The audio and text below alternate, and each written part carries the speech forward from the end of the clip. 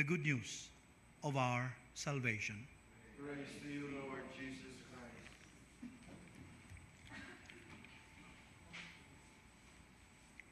In this day and age, the self tends to be overrated and egocentric.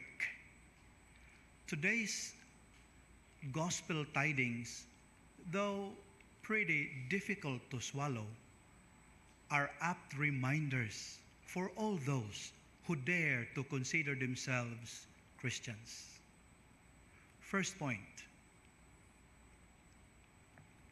using leading or guiding questions to secure somewhat controlled and predictable responses from his listeners, our Lord powerfully drove home the immutable truth that only God counts.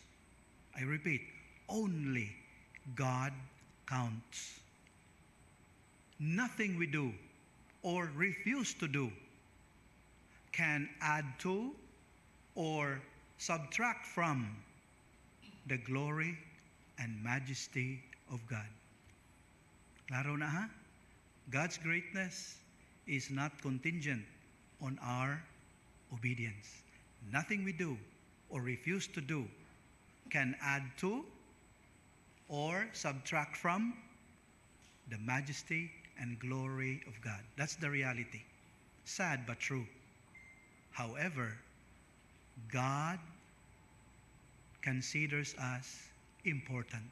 We matter to Him because we are created in His image and likeness. And not only that, He has given us, He has bestowed upon us the opportunity, the privilege of serving Him in our neighbors. Why?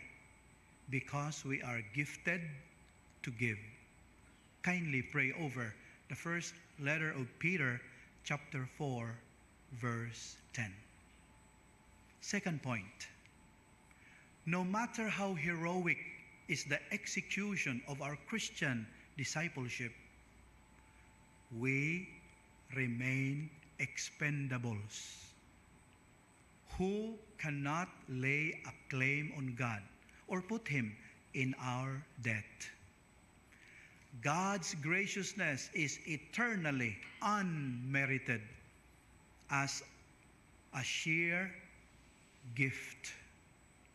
There is absolutely nothing for us to boast about except the goodness of the Lord. Again, sad reality, but the truth. However, my dear friends, God is mindful of us. He cares for us. Proof? He created us just a little lower than the angels. He crowned us with glory and honor. He appointed us in charge over the works of His hands and subjected everything under our feet. Psalm chapter 8, verses 4 to 8. Third point, someone wise wrote, we need to choose to be servants rather than merely choosing to serve. In this way, we begin to steadily desire greater freedom, even from the normal and healthy once-in-a-while dose of appreciation and recognition, guided by the conviction that humble service for the love of God is its own reward. So klaro na siya.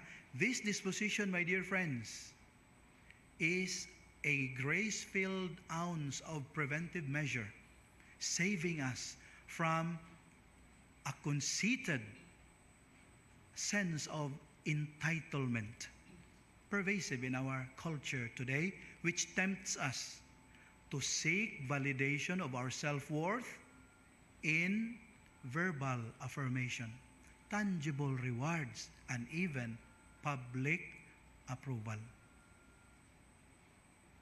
Sad again, but true. Yet, my dear friends, those who are willing to serve selflessly as God's instruments, unsay mahitabuan nila, the divine master will serve them in the kingdom of heaven. Mabali ang servant, serbisyuhan sa great teacher. Asa na to na makita nga saad mga kaigsuunan?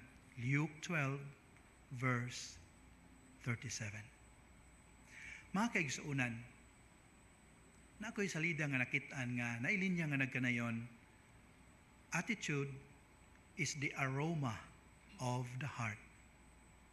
With that in mind, today's gospel provides us with the proper attitude of servanthood, the right aroma of our heart, so that our relationship with God would not be reduced to a mere series of negotiations to cut the best deal with Him. Atong klarohon, a good and faithful Christian who considers himself or herself a servant is willing to do just anything for God. There is no one he or she will not serve to honor God, and there is no need for rest or reward.